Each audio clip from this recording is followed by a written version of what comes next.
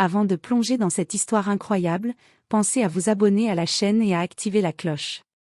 Ici, chaque récit a quelque chose à dire, et vous ne voudrez pas en manquer un seul. Le ciel de Seattle s'étendait d'un bleu limpide, baigné par la douce lumière dorée d'un matin de printemps. Une légère brise faisait bruisser les feuilles des grands érables qui bordaient le jardin botanique du Mount Vernon Hall, lieu emblématique choisi pour accueillir l'un des mariages les plus attendus de la saison. Le parfum subtil des pivoines et des roses mêlé à celui de la terre humide embaumait l'air. Les tables étaient parées de nappes blanches immaculées, décorées de compositions florales raffinées dans des tons pastels, tandis que des guirlandes de lumière délicates semblaient suspendues entre les branches des arbres, promettant un enchantement à la tombée du jour. Au centre de ce décor féerique, les invités prenaient place sur les chaises dorées alignées avec précision. Parmi eux, des visages rayonnants d'anticipation et d'admiration, vêtus de leurs plus belles tenues, échangeant des regards complices et des sourires chaleureux. Beaucoup étaient des amis proches, collègues, membres de la haute société locale, tous réunis pour célébrer l'union de deux figures que tout semblait opposer, mais qui avaient su charmer leur entourage. Madison Hart, 27 ans, avançait lentement dans l'allée principale. Sa robe de soie ivoire épousait parfaitement ses formes délicates, ses mains gantées tenant fermement un bouquet de lys blancs et d'orchidées. Son visage, maquillé avec subtilité, rayonnait d'une beauté naturelle, mais ses yeux trahissaient une légère nervosité, mêlée à une profonde émotion. Elle était la douceur incarnée, une jeune femme brillante et humble, adorée de tous ceux qui la connaissaient. Née dans une petite ville de l'Ohio, Madison avait grandi dans une maison modeste, où sa mère, Karen Hart, ancienne infirmière dévouée, avait veillé à lui transmettre des valeurs d'intégrité, de travail acharné et d'empathie. Karen avait sacrifié bien des choses pour que sa fille puisse suivre ses études de droit dans une université prestigieuse. Grâce à sa ténacité, Madison avait rapidement gravi les échelons d'un cabinet renommé de Seattle, où sa rigueur et sa détermination la faisaient déjà remarquer. C'est dans ce même cabinet qu'elle avait rencontré Brandon Miller. Brandon, 30 ans, était l'antithèse de Madison, fils unique d'un magnate de l'immobilier, il avait grandi dans le luxe et la lumière des projecteurs. Charismatique, sûr de lui, avec un sourire enjôleur, il était habitué à obtenir ce qu'il voulait, que ce soit dans les affaires ou dans la vie sociale. Leur rencontre avait été inattendue lors d'une réunion stratégique où leurs regards s'étaient croisés pour la première fois, comme une étincelle électrique. Ce fut une histoire d'amour aussi rapide que passionnée. En 2 ans, leur relation avait connu des sommets d'intensité, rythmés par des dîners somptueux, des voyages luxueux, et des apparitions médiatiques qui faisaient d'eux un couple envié. Quelques semaines auparavant, lors d'un gala de charité somptueux au Museum of Art de Seattle, Brandon avait fait sa demande en mariage devant une assemblée impressionnante, à la surprise générale. Sous les flashs des photographes et les applaudissements nourris de la haute société, Madison avait accepté avec un sourire radieux, ses yeux brillants d'espoir et d'amour. Ce jour-là, dans le jardin botanique, tout semblait se dérouler comme dans un rêve. Les violons jouaient une mélodie douce et entraînante, caressant l'atmosphère d'une magie palpable. Les invités chuchotaient entre eux, admirant la grâce avec laquelle Madison avançait, chaque pas mesuré, chaque détail soigné, du voile délicatement posé sur ses cheveux aux chaussures en satin crème qui semblaient flotter sur le tapis rouge. Mais à l'instant même où Madison atteignit l'autel, prête à sceller leur union, le temps sembla suspendre son souffle. Brandon se tourna lentement vers elle. Un sourire narquois étira ses lèvres, ses yeux brillaient d'une ironie glaciale qu'aucun des invités ne remarqua immédiatement. Puis, d'une voix forte, parfaitement audible par tous, il prononça ces mots qui allaient briser l'instant, comme un coup de tonnerre dans un ciel serein. « Je suis désolé, Madison. »« Je ne peux pas faire ça », lança Brandon d'une voix claire, presque détachée. Tous les regards se figèrent sur lui, incrédules. « Tu n'es qu'un projet pour moi. Une expérience sociale. » Un frisson parcourut l'assemblée. L'air sembla soudain plus lourd, plus froid. Puis, avec un sourire cruel, il ajouta, comme s'il dévoilait un secret triomphant. C'était un pari. Juste pour prouver qu'on pouvait polir une fille de la classe moyenne et l'intégrer dans notre monde. Mission accomplie. Un silence sidérant s'abattit, aussi soudain qu'un coup de tonnerre dans un ciel d'été. Le murmure de la foule s'éteignit, remplacé par une onde choquée qui traversa chaque invité. Certains se pinçaient les lèvres, d'autres se tapaient les mains contre la bouche, incapables de croire ce qu'ils venaient d'entendre. Des caméras, discrètes mais omniprésentes, capturèrent chaque mot, chaque expression, figeant l'instant pour l'éternité. Des larmes invisibles menacèrent de couler sur les joues pâles de Madison. Son cœur battait si fort qu'elle craignait que tout le monde puisse l'entendre. Sa gorge était nouée, comme étranglée par un poids insupportable. Ses jambes, pourtant fortes, vacillaient sous elle, mais elle resta droite, immobile, figée dans un mélange de choc et de dignité. Elle n'eut pas un cri, pas une plainte. Elle ne s'effondra pas. Au lieu de cela, d'une voix basse mais claire, tremblante à peine perceptible, elle murmura. « Très bien. Merci de m'avoir montré qui tu es. » Chaque mot était une lame de vérité, tranchante mais silencieuse. Puis, sans un regard derrière elle, elle tourna les talons et s'éloigna lentement. Sa démarche était posée, mesurée, empreinte d'une noblesse que personne n'avait prévue. Les invités retenaient leur souffle, certains chuchotant des mots d'encouragement, d'autres affichant une colère sourde. Brandon, lui, resta là, planté comme une statue, les bras croisés, un sourire satisfait aux lèvres, convaincu d'avoir remporté une victoire cruelle, une partie d'échecs où il venait de faire tomber sa reine. Mais à cet instant précis, personne ne savait que la vraie partie venait seulement de commencer.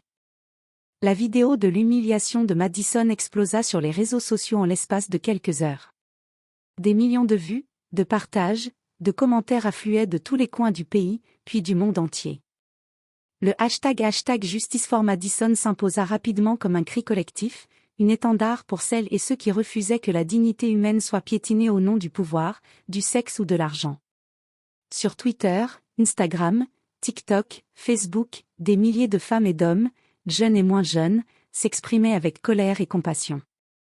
Ils dénonçaient le sexisme décomplexé, le classisme brutal, la violence psychologique camouflée derrière une blague méprisante. Des témoignages affluaient, racontant des histoires similaires de manipulation, d'humiliation et de lutte pour la reconnaissance. Mais au cœur de cette tempête médiatique, Madison Hart s'effaça. Plus aucun signe d'elle. Pas de communiqué, pas d'apparition, rien. Durant si longs mois, le silence. En réalité, elle avait pris la décision la plus difficile, mais la plus nécessaire, se retirer du tumulte pour se reconstruire loin des regards. Elle s'installa à Portland, chez sa tante Eleanor, une femme douce et sage, qui devint son refuge.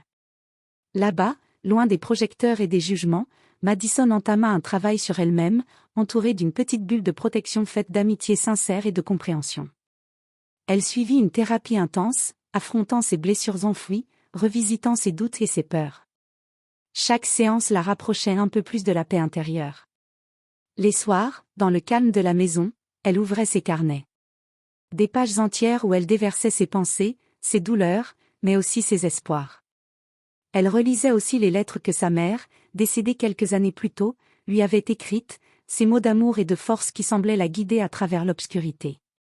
Madison s'entoura de personnes vraies, loin des masques de la société, des amis d'enfance, des collègues bienveillants, des inconnus rencontrés dans des groupes de soutien. Puis, un matin, comme une renaissance, elle alluma sa caméra. Le visage apaisé, mais déterminé, elle parla à ceux qui l'écoutaient. « Je m'appelle Madison Hart. Je ne suis pas une victime. Je suis une femme qui se relève. » Cette vidéo simple, sans artifice, toucha des millions de cœurs. En moins de 2 jours, elle accumula plus de 20 millions de vues. Des centaines de milliers de commentaires affluaient, applaudissant son courage, son honnêteté. Ce fut le début d'un nouveau chapitre. Non plus celui de la honte, mais celui de la force retrouvée, de la résilience, et de l'inspiration. Madison Hart venait de renaître, plus forte, prête à reprendre sa place dans le monde non comme une victime, mais comme une voix puissante pour toutes celles et ceux qui, un jour, avaient été brisés. Quelques mois après sa renaissance, Madison lança Rise Up, une plateforme en ligne dédiée à l'émancipation et à la reconstruction des femmes victimes d'humiliations publiques, de manipulation ou de violences psychologiques. Cette initiative, née de sa propre expérience, proposait des ressources concrètes, ateliers de développement personnel, groupes de soutien, formations en leadership et prise de parole, ainsi que des témoignages puissants destinés à redonner force et confiance. Rapidement, Rise Up gagna en notoriété. Madison parcourut le pays, invitée à donner des conférences dans des universités prestigieuses, où elle partageait son histoire avec une sincérité désarmante. Devant des amphithéâtres bondés de jeunes femmes et d'hommes attentifs, elle offrait des clés pour surmonter la honte et reconstruire son estime de soi. Elle travailla aussi main dans la main avec des associations engagées auprès des adolescentes et des jeunes femmes, leur transmettant le message d'espoir et d'autonomie. Partout où elle allait, elle laissait une empreinte profonde, semant la graine d'un changement durable. Puis vint le jour du grand sommet international sur les droits des femmes dans le monde professionnel, organisé à San Francisco. Cet événement prestigieux rassemblait des militantes, des dirigeantes d'entreprises, des artistes et des activistes du monde entier. Madison fut honorée d'y être invitée comme oratrice principale, une reconnaissance éclatante de son combat et de sa force retrouvée.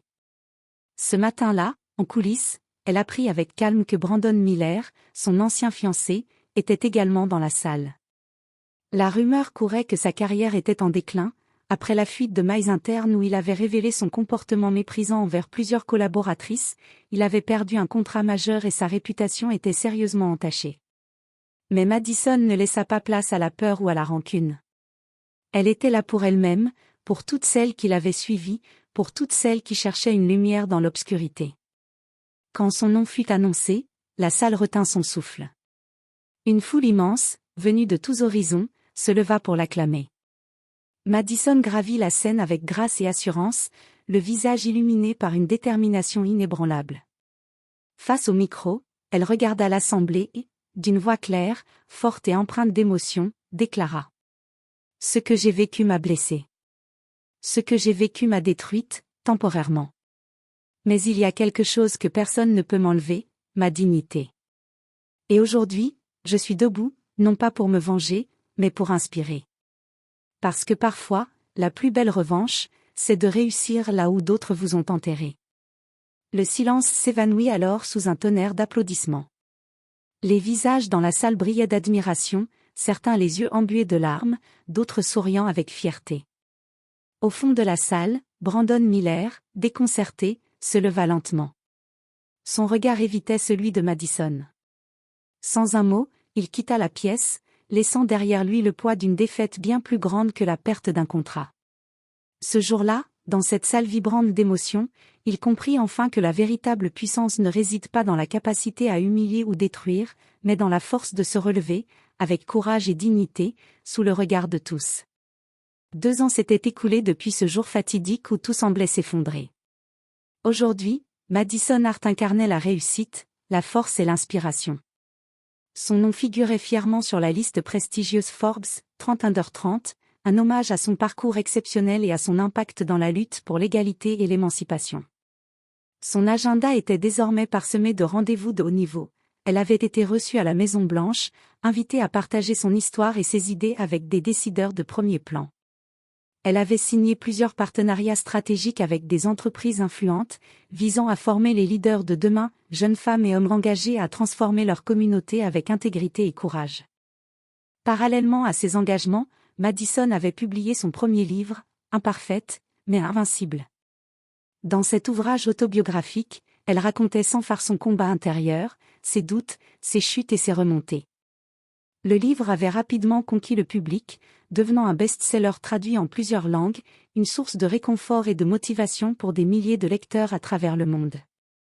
Lors d'une interview diffusée sur une grande chaîne internationale, la journaliste posa la question qui résumait tout. Si vous pouviez parler à la Madison de ce jour de mariage, que lui diriez-vous ? Madison prit un instant pour sourire, ses yeux brillants d'une douceur mêlée de sagesse. Je lui dirais, pleure si tu dois pleurer. Pleure toutes les larmes nécessaires pour laisser sortir la douleur, la colère, la peur. Mais ensuite, relève-toi. Relève-toi avec la certitude que ce que tu traverses aujourd'hui ne te définit pas.